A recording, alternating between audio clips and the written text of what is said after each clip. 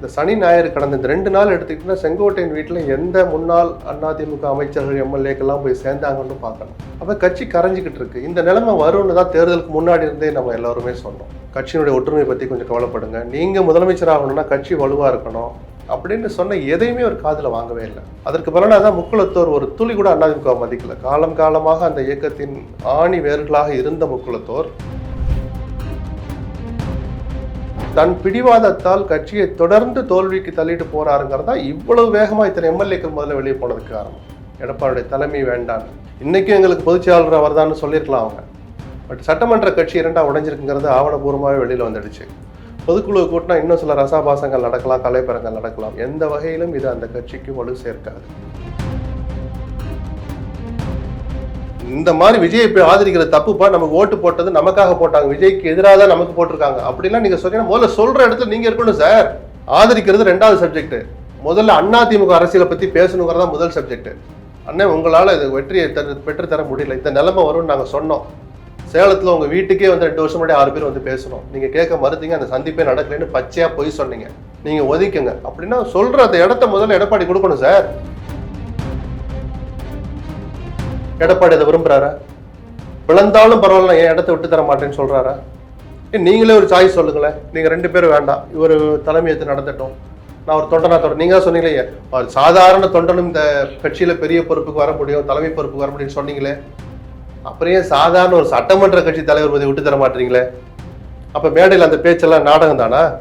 யாரும் கையெழுத்து போட்டுறாதீங்க, பொதுக்குழு கூட்டுறதுக்கு ஒத்துழைப்பு தந்துடாதீங்கன்னு அறிவுரை சொல்லிட்டு இருக்கிறாரு.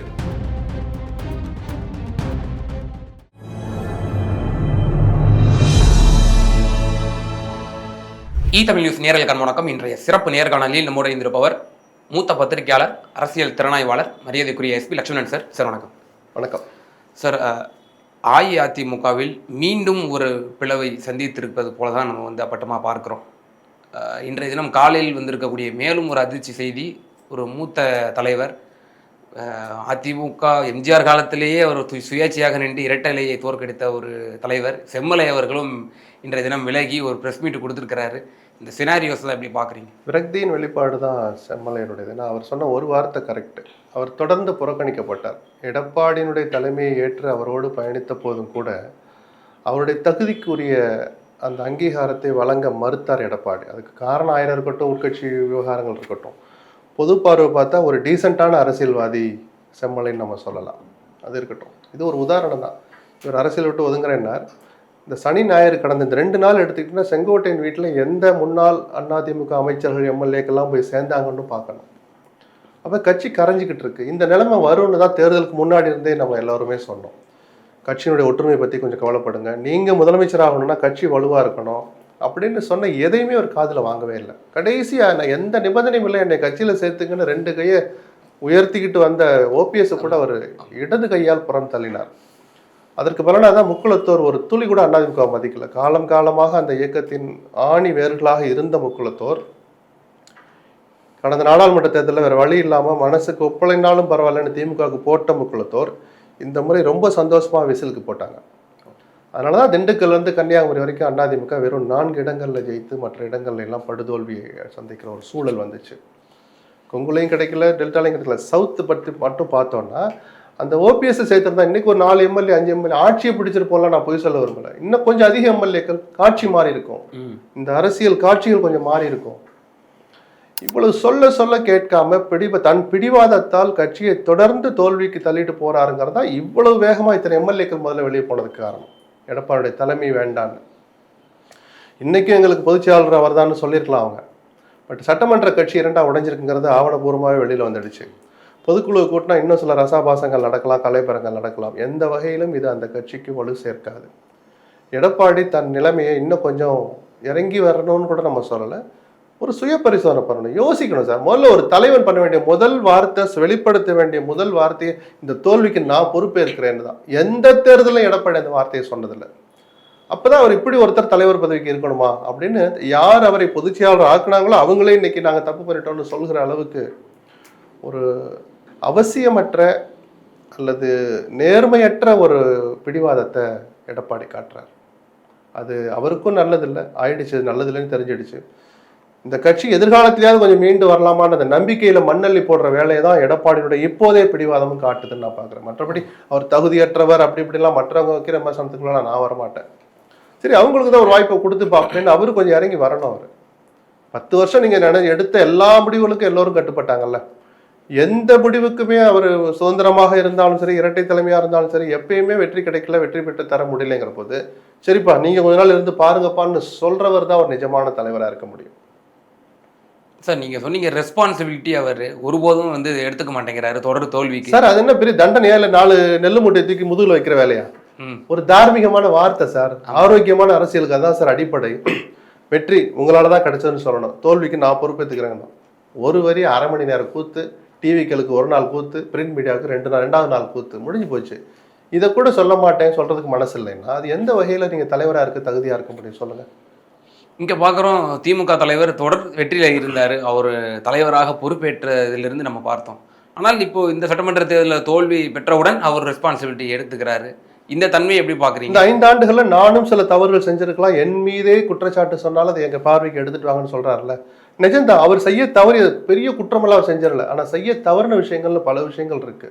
கட்சி அரசியலை பொறுத்த வரைக்கும் நான் சொல்லுவேன், சக அமைச்சர்கள்ட்ட உரையாற்றுறதுல இருந்து அதிகாரிகளை ஏன்னு கேள்வி கேட்காமல் தவிர்த்தது, தயங்கியது, அல்லது அப்படி ஒரு விஷயமே இருக்கிறதா மறந்தது, இத்தனை அவருடைய ஒமிஷன்ல நாம அப்பவும் சொன்னேன் இப்பவும் சொல்லுவேன். ஸோ அந்த மாதிரி விஷயங்களா இருந்தாலும் என் கவனத்துக்கு எடுத்துட்டு வாங்கன்னு சொல்லி ஒரு ஆய்வுக்கு தன்னை உட்படுத்திக்கிறார்ல எடப்பாடி.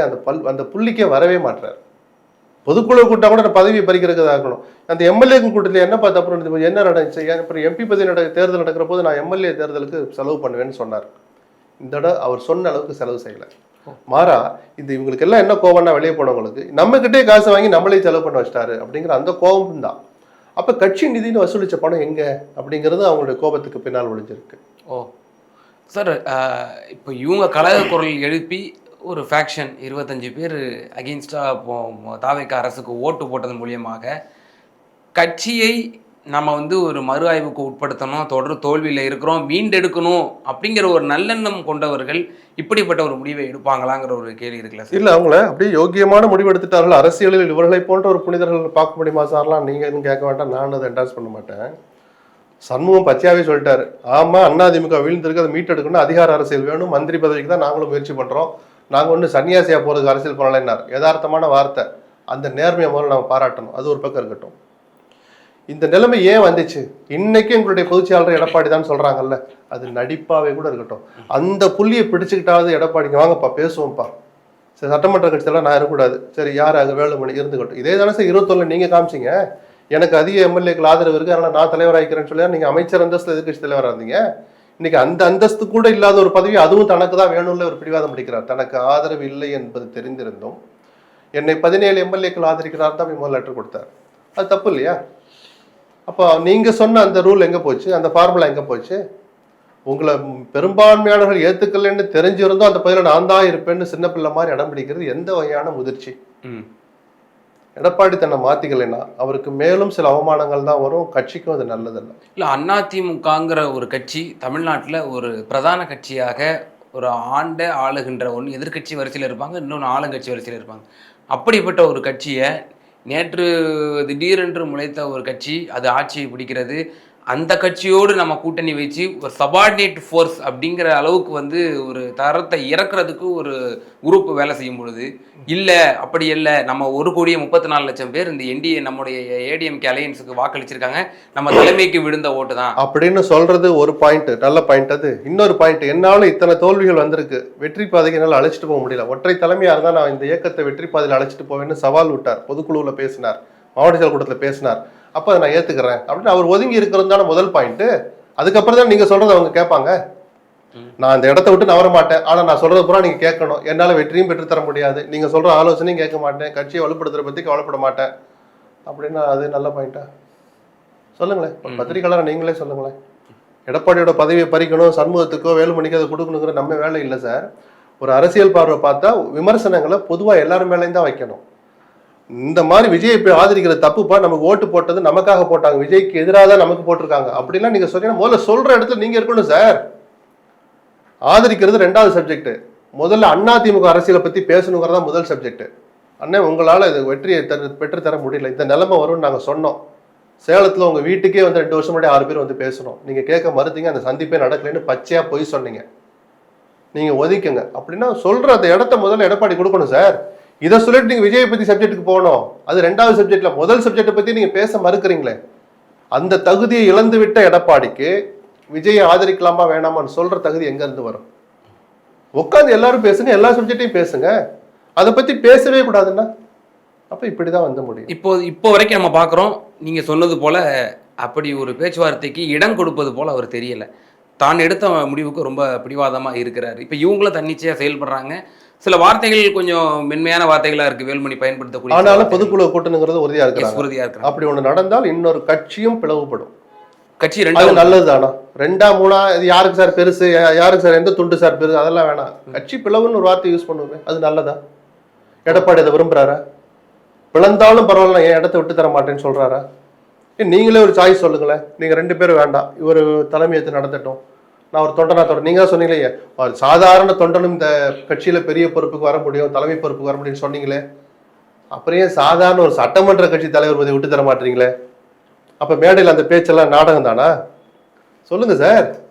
பொதுச்செயலாளர் பதவி அப்புறம் உங்களுக்கு ஆதரவு இல்லை, உங்களை ஏத்துக்க மாட்டாங்கன்னு 3ல் 2 பங்குக்கு மேல கிட்டத்தட்ட போய் உங்களை ஏத்துக்க மாட்டேன்னு சொன்ன பிறகு அந்த இடம் எனக்கு வேணும் நீங்க பிடிவாதம் பிடிக்கிறீங்களே. இதுதான் ஒரு சாதாரண தொண்டனும் உயர்ந்த இடத்துக்கு வர்றதா? எங்களுக்கு ஆதரவு இருக்குன்னு தெரிஞ்சிருந்தோம் அந்த அதை இடத்த விட்டு கொடுக்க மாட்டீங்களே, இது எந்த வகையில நியாயம்? அப்ப அந்த வார்த்தை பொய் தானே. துணிச்சல் இருந்தா பொதுக்குழுவை கூட்டுங்க. இப்ப பொதுக்குழு தான் என்ன தேர்ந்தெடுச்சு, பொதுக்குழு என்ன நீக்கட்டும், கூட்டிப்பாரு, நடத்துங்க.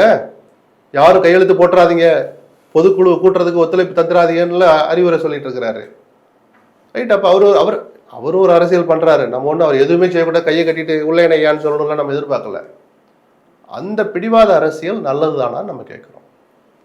சார், அதே போல் நீங்கள் சொன்னது போல் திரு சி விஜயபாஸ்கர் அவர்கள் இன்று காலையில் கொடுத்த இதில் பார்த்தோம், 5ல் 2 பங்கு உறுப்பினர்களுடைய ஒப்புதல் எங்களுக்கு கிடைச்சிருக்கு. ஸோ சட்டப்படி வயலாப்படி கூட்டதான் போகிறோம் அப்படின்னு சொல்லப்படுது.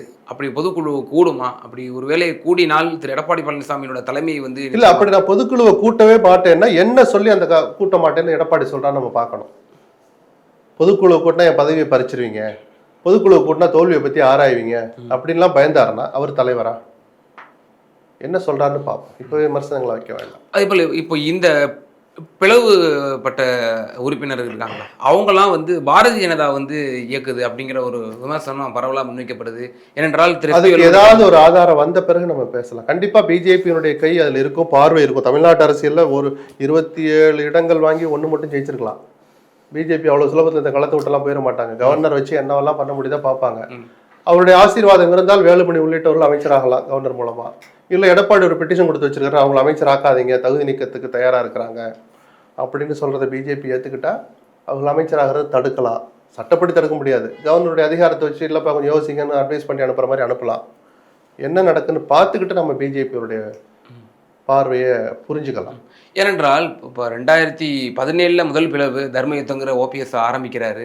அப்போதிலிருந்து நம்ம பார்க்குறோம் இல்லையா, அதிமுகவோட உட்கட்சி விவகாரத்தில் பாரதிய ஜனதாவுடைய அந்த பங்களிப்பு என்பது இன்றியமையாத ஒன்றா இருக்கு. அவர்களுடைய பங்களிப்பு இன்றியமையாதது இல்லை, எல்லா காலமும் நீக்கமர நிறைந்திருக்குன்னு சொல்லலாம், அப்படின்னு சொல்லலாம். அப்போ இதுலயும் அப்போ அந்த சந்தேகம் எழுதுறதுங்கிறது இல்லை. இந்த பிளவுல பிஜேபி இருக்கிறதா நான் பார்க்கல. இந்த பிளவுக்கு பின்னால் இருப்பது எடப்பாடியினுடைய பிடிவாதம் தான். ஓ, ஓகே சார். அப்படி இப்போ அதிமுக திமுகங்கிற ஒரு இருதுருவ அரசியல் இந்த தேர்தலோட அது முடிவுக்கு வந்துருச்சு. அப்படி பார்க்க முடியாது. இருதுருவ அரசியல் முடிவுக்கு வந்துருச்சுன்னு சொல்லலாம். ஏன்னா விஜய் ஒரு சக்தியா வளர்ந்துட்ட பிறகு அது 3 முனை போட்டியா தான் இனிமேல் இருந்துகிட்டு இருக்கும். அந்த 3ல் ஒரு முனையாவது அதிமுக இருக்கணும்னு ஆசைப்படுற பத்திரிகையாளர்கள் நான் ஒருத்தன். அதனாலதான் அடிச்சுக்காம எல்லாம் உட்காந்து பேசுங்கன்னு நம்ம எதிர்பார்க்கிறோம். சார், இப்போ இது இபிஎஸ்னுடைய இந்த கடும் போக்கு எதை உணர்த்துகிறது? அவர் ஒரு சமூக ரீதியான ஒரு பார்வையை முன்வைக்கிறார். தனிப்பட்ட முறையில அதுக்கு மேலாம் அவரை போய் விமர்சிக்கிறதுல எனக்கு உடன்பாடு இல்லைப்பா. அரசியல் பார்வை நான் பார்க்குறேன், அது கட்சிக்கு நல்லது இல்லைன்னு நம்ம சொல்றோம். உங்களுக்கு போதுமான அளவுக்கு வாய்ப்புகள் அடுத்தடுத்து கொடுத்தாச்சு. உங்களுடைய தன்னம்பிக்கைக்கு 3 முறை வாய்ப்பு கொடுத்தாங்க. அது எல்லாமே தப்பு கணக்கா போன பிறகு இனிமேலும் நான் தான் கணக்கு போடுவேன், தப்பா இருந்தாலும் பரவாயில்லன்னு நினைக்கிறது ஒரு தொண்டனுக்கு கூட இருக்கக்கூடாத கேரக்டர் ஒரு தலைவனுக்கு இருக்கலாமா அப்படிங்கிற கேள்விதான் நம்ம முன்வைக்கிறோம். அதை தாண்டி அவரை தனிப்பட்ட முறையில் விமர்சிக்கிறதுல எனக்கு விருப்பமும் இல்லை, உடன்பாடும் இல்லை. டெக்னிக்கலாக சில கேள்விகள் இருக்கு சார். இப்போ கொரோனா யார் பக்கம் அங்கீகரிக்கப்படும்? அப்படி இல்லை, முதல்ல கொறடா நியமிக்கிற அதிகாரம்லாம் கட்சி தலைவர் தான், அவர் தான் போய் லெட்டர் கொடுக்கணும் தான். அதுக்கு என்ன நடக்கணும்? முதல்ல தேர்ந்தெடுக்கப்பட்ட எம்எல்ஏக்களுடைய கூட்டம் நடக்கணும். இத்தனாம் தேதி அதிமுக சட்டமன்ற கட்சி உறுப்பினருடைய கூட்டம் தலைமை கழகத்தில் நடக்கும், எடப்பாடியார் வீட்டில் நடக்கும், சேலத்து வீட்டில் நடக்கும், இந்த ஹோட்டலில் நடக்கும்னு ஒரு அறிவிப்பு வரணும். வந்துச்சா? வரல. ரிசல்ட் வந்து கிட்டத்தட்ட 13 நாள் 14 நாள் ஆயிடுச்சு. அந்த அறிக்கை வந்துச்சா? இல்லை. அப்படின்னா என்ன அர்த்தம்? அதிகாரப்பூர்வமாக இன்று வரை அதிமுக எம்எல்ஏக்கள் கூட்டம் கூட்டப்படவே இல்லை. சிவசேனா ஜட்ஜ்மெண்ட்னு எடுத்துட்டு வராங்க. சிவசேனா வந்து எக்ஸிஸ்டிங் கவர்மெண்ட் ஒன்று இருக்குது, அதை கவுத்துக்கிட்டு ஒரு கட்சியிலேருந்து பிரிஞ்சு போய் இன்னொரு சப்போர்ட் வச்சுக்கிட்டு ஆட்சி அமைக்கிறது. இங்கே எம்எல்ஏ பதவியேற்பு நடக்கல, எம்எல்ஏக்கள் கூட்டம் நடக்கல. கொறடா இவர் தான் அதிகாரப்பூர்வமாக கூட்டத்திலிருந்து தேர்ந்தெடுத்து லெட்டர் போய் கொடுக்கல, இவரா போய் லெட்டர் கொடுத்தாங்க. அது மாதிரி அவங்களா போய் லெட்டர் கொடுத்தாங்க. அதனாலதான் ஒரு சட்ட சிக்கல் நிறைஞ்ச ஒரு சூழல் தான். என்ன நடக்குதுங்கிறது சபாநாயகருடைய பார்வை, அவருக்கு இருக்கிற அதிகாரம், உயர்நீதிமன்ற நீதிபதிகளுடைய பார்வை, உயர்நீதிமன்றத்துக்கு இருக்கிற அதிகாரம், ரெண்டும் வேற வேற சப்ஜெக்ட். ஜுடிஷியரி இப்போ அப்படி ஆயிடுச்சு. ஓகே. ஏன்னா அவங்களும் மனுஷன்தான், அவங்களும் யதார்த்தத்தை பார்ப்பாங்க, சட்டத்தின் துணையோட பார்ப்பாங்க. அப்புறம் உச்ச நீதிமன்றம் உயர்நீதிமன்றத்தை எப்படி பார்க்குது, அங்க இருக்கிற நீதிபதிகள் எப்படி பார்க்குறாங்க அப்படின்னு ஒரு சட்ட போராட்டம். ஓவர் நைட்டில் முடியக்கூடிய சிக்கல் இல்லை அப்படின்னு புரிஞ்சுக்கிறேன். முடியாது. தேர்தல் ஆணையம் இது எப்படி பார்க்கும்? தேர்தல் ஆணையத்துக்கு இப்ப வேலை இல்லை, இந்த விவகாரத்தில் இப்போது வேலை இல்லை. பொதுக்குழுவை கூட்டி எங்க பொதுக்குழு தான் உண்மையான பொதுக்குழு, இந்த தீர்மானத்தை தான் ஏற்றுக்கணும், அப்படி ஒரு காட்சி வருது இல்ல, அந்த சப்ஜெக்ட் தான் தேர்தல் ஆணையத்துடைய சப்ஜெக்ட். இந்த கொறடா ஆதரவு யார், எம்எல்ஏக்கள் யார், இதெல்லாம் இப்போ இது தேர்தல் ஆணையத்துக்கு சம்பந்தம் இல்லாத சப்ஜெக்ட். சார், தேர்தலுக்கு முந்தையே வந்து திரு இபிஎஸ்க்கும் திரு எஸ்பி வேலுமணி அவர்களுக்குமே ஒரு இணக்கமான போக்கு இல்லை, ஒரு சச்சரவு இருந்துச்சு, சண்டை சச்சரவு இருந்துச்சு. எடப்பாடிக்கும் பல முன்னாள் அமைச்சர்களுக்குமே இணக்கமான போக்கு இல்லை, வேற வழி இல்லாம எல்லாம் அடக்கிக்கிட்டு இருந்தாங்க. வெற்றி பெற்று எல்லாம் வெளியே வந்திருக்காது, தோல்வின்ற போது அது விரக்தி வெடிச்சு கிளம்புது. அதுல இன்னொரு எடப்பாடி தன் கட்சியை வந்து அந்த கட்சியை கட்டுக்கோப்போட வச்சுதான் சொன்னார் இல்லையா, அது ஒரு மரியாதை கலந்த கட்டுப்பாடு இல்லை, அது பயம் கலந்த கட்டுப்பாடு. ஏதாவது சொன்னா கட்சியை விட்டு நீக்கு ஒரு பொறுப்பு விட்டு எடுப்பாருன்னா பயம்தான், அது நீண்ட நாள் நீடிக்காது, அது நிரூபணம் ஆயிடுச்சு. அதுல இன்னொரு விஷயம் முக்கியமா என்ன சொல்லப்படுது அப்படின்னா, லால்குடி எம்எல்ஏ லீமா ரோஸ் அவர்களை திரு எஸ்பி வேலுமணியினுடைய பரிந்துரையின் பேரை தான் கட்சியில இணைச்சாங்க. பிறகு அவர்களுக்கு வந்து ஒரு டிக்கெட் வழங்கப்பட்டது லால்குடியில், அவர்கள் வெற்றி பெற்று இப்போ இந்த பிளவுக்குமே லீமா ரோஸ் அவங்களை கட்சியில சேர்க்கறதுக்கே வேலுமணியுடைய பரிந்துரை தேவைப்படுது. அப்புறம் அந்த அம்மா போய் கட்சியை பழக்கிறாங்கன்னா, எனக்கு தெரிஞ்ச அவங்க கேரக்டரும் அதுவல்ல, அவர்கள் வந்து பிளக்கிற அளவுக்கு அதிமுக இன்னும் அவ்வளவு பலவீனப்பட்டு போயிடல. சரிதானா? அவர்களும் பணத்தை அவர்கிட்ட இருக்க பணத்தை வச்சு எல்லாம் வேலுமணிட்ட பணம் இல்லையா, மற்ற யார்ட்டையும் பணம் இல்லையா, அடிப்படையற்றது. அதுல அவ்வளவு சாரம் இருக்கிறதா நான் பார்க்கல. அதே போல சார், இப்போ யார் தரப்பு கை ஓங்கும்னு நீங்க பாக்குறீங்க? நம்ம ஏன் சார் அப்படி பார்க்கணும்? இந்த கட்சி நல்லா இருக்கணும்னு நினைக்கிறோம், புரிஞ்சுக்கிட்டு நடந்துக்கிட்டா நல்லதுன்னு நம்ம சொல்றோம், அவ்வளவுதான். இப்போ டிடிவி தினகரன் அவர்களும் தொடர்ந்து இந்த குற்றச்சாட்டை வச்சுட்டு இருக்கிறாரு. இது குதிரை பேரம் நடந்திருக்கு அப்படின்னு சொல்லி ஆரம்பம் முதல்ல அவரும் குற்றச்சாட்டு வச்சாரு, கவர்னர்கிட்டையும் போய் பெட்டிஷன் வச்சாரு. இன்றைய தினமும் இப்போ என்ன ப்ரெஸ் மீட் கொடுத்துருக்காரு அப்படின்னா, நீங்கள் அமைச்சரவையில் எங்கள் எம்எல்ஏக்கு இடம் கொடுத்தீங்க அப்படின்னா அது வந்து அப்பட்டமான குதிரை பேரம் தான் அப்படின்ற ஒரு விஷயத்தை. குதிரை பேரம் நடந்தது யாருமே மறுக்கலையே, மறுக்க முடியாது. இவர் என்னைக்கு போய் கவர்னர்கிட்ட அமமுக எம்எல்ஏவும் ஆதரிக்கிறான்னு லெட்டர் கொடுத்தாரோ அன்னைக்கே அது ஏதோ பேச்சுவார்த்தைன்னு ஆதரியமா சொல்லுமே. குதிரை பேரம் சொன்னா கூட சில பேருக்கு பிடிக்காம இருக்கலாம், பேரம் நடந்தது நிஜம்தானே, பேச்சுவார்த்தை நடந்தது நிஜம்தானே. காமராஜ் ஒரு கார்ல உட்கார வச்சு கையெழுத்து போறாரு, இது யார் போட்ட கையெழுத்து, அவர் காமராஜ் ஆனு தாவேக்கு அவர் வீடியோ வெளியிட்டாங்கல்ல, அப்போ உட்காந்து கையெழுத்து வாங்குறீங்கனால என்ன சொல்லி வாங்கினீங்கன்னு ஒன்று இருக்குல்ல, அன்னைக்கே தெரிய அவர் போயிடுவாருன்னு எனக்குலாம். ஏதோ ஒரு பேரம் நடந்திருக்கு, அது யாருமே மறுக்க முடியாது. இப்போ காங்கிரஸ் பேச்சுவார்த்தை நடத்துது, எங்களுக்கு என்ன துறைனா அது என்ன பேரமா இல்லை 2 நாடுகளுக்கு இடையிலான கலாச்சார உறவுகளை பேசுற பேச்சுவார்த்தையா? அதான் சார் பேரம். நாங்க 5 பேர் ஆதரிக்கணும், எங்களுக்கு என்ன துறை தருவீங்க, எத்தனை மந்திரி தருவீங்க, இதுதான் பேரம். கூட்டணி பேச்சு நீங்க நாகரிகமா சொல்லலாம், பட் அப்பட்டமான பேரம் தான். IUML ஒரு எம்எல்ஏ எங்களை ஆதரிக்கிறான்னு லெட்டர் கொடுத்தாங்க, அது எப்படி லெட்டர் வாங்கினீங்க? 2 பேரும் நாங்கள் ஆதரிக்கிறோம்னு சொல்றதுக்கு முதல் நாளே கவர்னர்கிட்ட கொடுத்த லெட்டர்ல IUML 1ன்னு போட்டீங்களா, எப்படி போட்டீங்க? அப்ப ஏதோ பேசி ஒரு 2 பேர்ல ஒருத்தட்ட கையெழுத்து வாங்கிருக்கீங்கல்ல, அதாவது அரசியலை பேசினா தப்பு இல்லை. விஜயும் ஒரு சராசரி அரசியலை பண்றா, சராசரி அரசியலாக மாறிட்டார் நம்ம சொல்லலாமே தவிர, இது வந்து வழக்கத்துல இல்லாது குதிரை பேரனா திமுக அதிமுக தான் நடத்தணும், விஜய் நடத்தக்கூடாதுலாம் ஒன்றும் கட்டாயம் கிடையாது. அவர் இல்லைன்னு மறுக்க முடியாது, அந்த அளவுல சொல்லி நிறுத்திக்கலாம். நிச்சயமா சார், பல்வேறு விவகாரங்கள்ல நேயர்களுக்கு ரொம்ப தெளிவாக அவங்களோட கருத்துக்களை பகிர்ந்தீங்க, மிக நன்றி. நன்றி.